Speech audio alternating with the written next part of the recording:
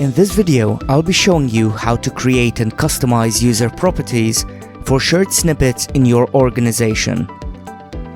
Here I have a snippet with an email signature.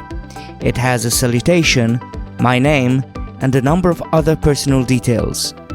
This snippet works fine for me, but it's not practical for sharing with my team because it always gives my name and details.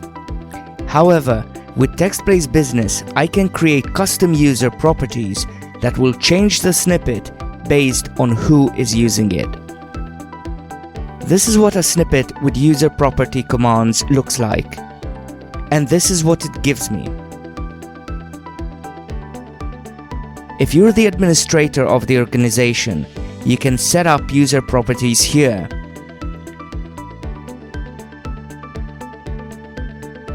This is the list of user properties in this organization. Let's add a new property called Skype.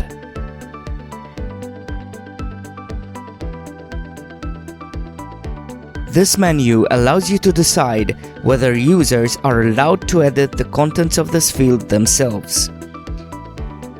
Here you can choose what type of content is allowed in the field. Each type has its own settings, so feel free to experiment. Once we're done creating the user property, it will show up in the sidebar.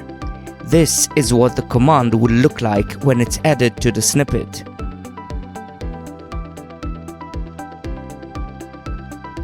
The content of the user property can be edited by the administrator from here.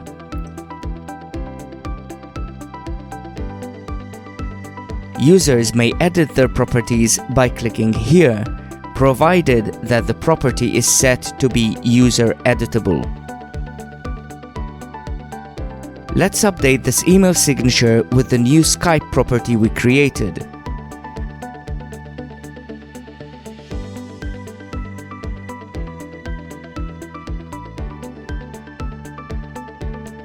Notice that if I change the content of any of my user fields, the snippet will be inserted with the new data.